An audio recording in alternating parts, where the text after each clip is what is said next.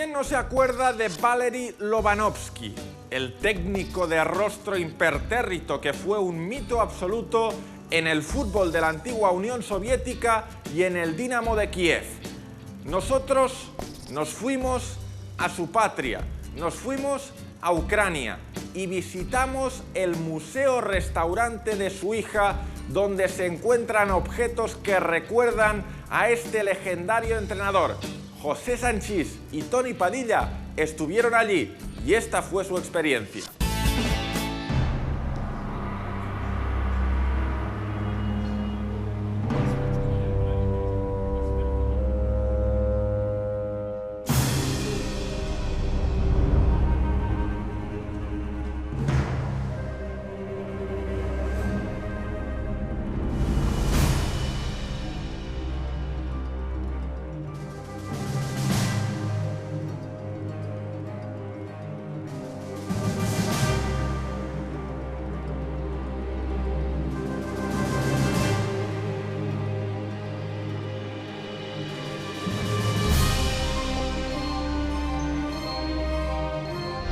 Se trata de una figura legendaria en el deporte de la antigua Unión Soviética.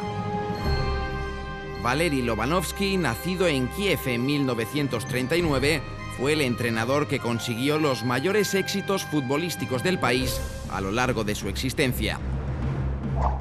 Ganó 2 recopas con el Dinamo en 1975 y 1986 y alcanzó la final de la Eurocopa del 88 con la selección nacional. Después de la independencia de Ucrania, su mayor logro consistió en llevar a semifinales de la Copa de Europa al club de su vida, lanzando a la fama a un tal Andrei Shevchenko. Su muerte en 2002, pocas horas después de dirigir un partido en Zaporizhia, lo convirtió en un símbolo.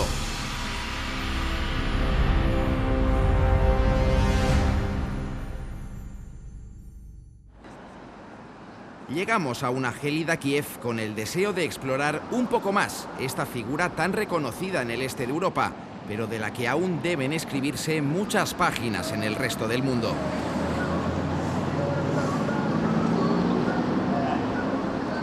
Paseando por las calles de la ciudad, nos damos cuenta de su importancia indudable. El actual estadio del Dinamo lleva su nombre y una estatua en el centro de la capital lo recuerda para siempre y lo eleva a la categoría de inmortal. El comentarista de Gol Televisión, Toni Padilla, gran aficionado a la historia del fútbol soviético, evoca su figura junto al mismo monumento de Valery Lobanovsky. Un hombre reverenciado, un hombre hijo de la ciudad de Kiev, hincha del Dinamo desde que era pequeño y que consiguió situar en el mapa europeo a este equipo, le dio 2 recopas, títulos internacionales y sobre todo lo asoció a un estilo de fútbol moderno, total, ofensivo, porque lo que hacía Dinamo, nuevamente a Lobanovsky se le asocia con el fútbol de equipo, pero un poco frío, pero nunca Lobanovsky actuó contra el talento de los jugadores. Era priorizar el juego colectivo, pero sin cortar el juego imaginativo de jugadores tan interesantes como Shevchenko, Rebrov, Belanov o Demianenko. Hablar del profesional es hablar también del hombre. En Valery Lobanovsky, como en todos los grandes genios que construyeron obras brillantes, no hay distinción entre el oficio y la pasión. Siempre fueron la misma cosa. Pero para triunfar tuvo que adaptarse a las características de un contexto político que nunca entró en conflicto con su temperamento.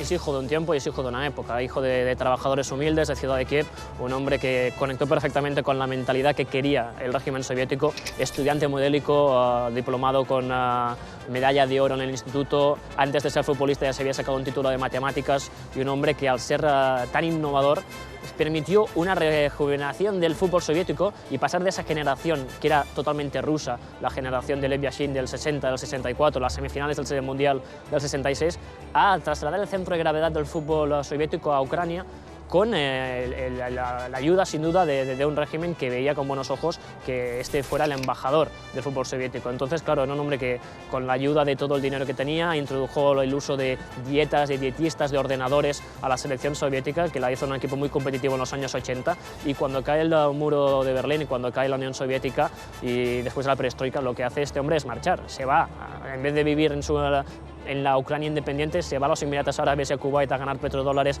y marchar de todo, y no vuelve hasta unos años después, en la que es su casa, y a partir de aquí es cuando se convierte también en un héroe de la Ucrania independiente por lo que hace con el Dinamo y no con lo que hace con la selección. Siempre se le consideró un técnico duro y serio. Ni los goles a favor ni los títulos parecían ser capaces de modificar su semblante grave. Consiguió grandes logros, pero se quedó sin el que buscó con tanto ahínco. Sin duda lo que le faltó a Valeri Lobanovsky fue la orejuda, esa Copa, la Champions League, se quedó muy cerca, y Andrei Shevchenko, que veneraba a Lobanovsky como hincha, como niño pequeño y luego como futbolista, tuvo ese gesto tan bonito de venir a esta estatua donde estamos a traer esa Champions League que gana con el Milan en la final de Manchester y entregarse, a decirle que si él ha conseguido ganar es porque todo lo que ha aprendido como futbolista se lo enseñó él, y de alguna forma, post-mortem, Valeri Lobanovsky también tuvo ese título que le faltó.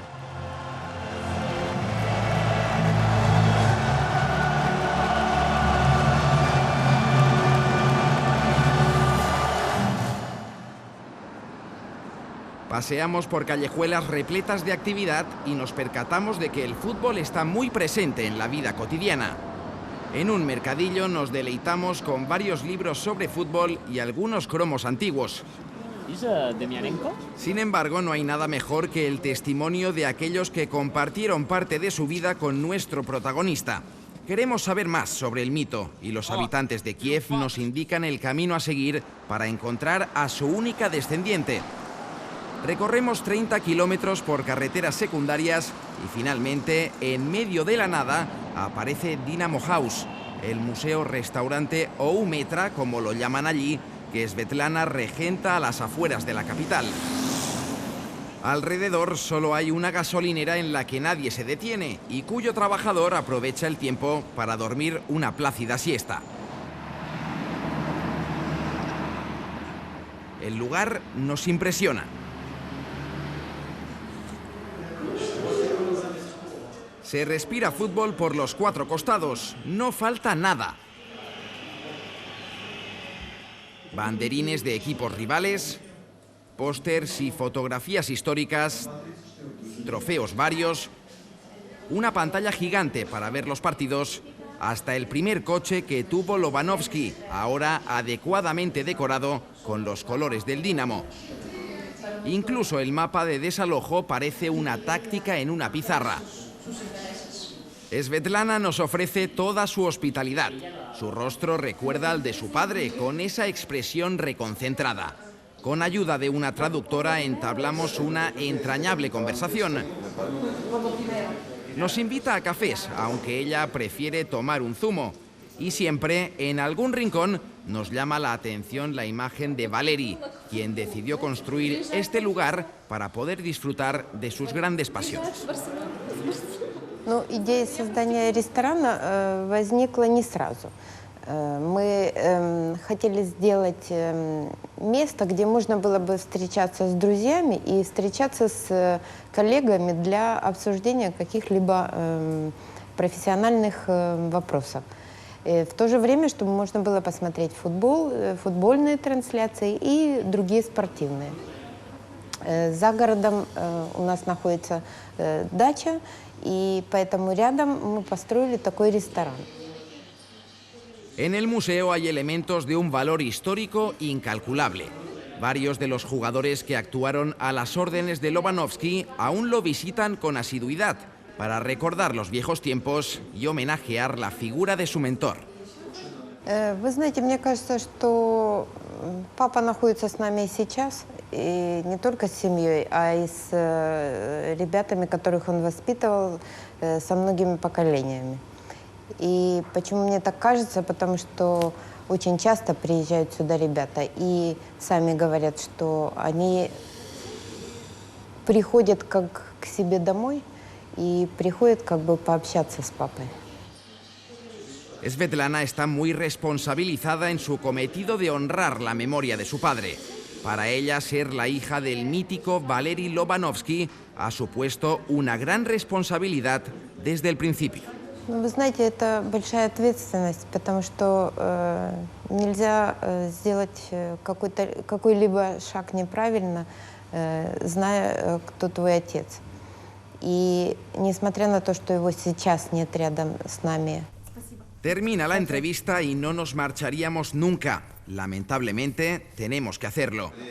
Cuando dejamos atrás el Umetra Dynamo House, sabemos que hemos visitado uno de los lugares más preciados de Europa en el capítulo de la mitología futbolística y que hemos podido entrar durante unas horas en el epicentro vital de una leyenda eterna. Si el juego nunca entierra sus símbolos, nadie olvidará jamás a Valeri Lobanovsky.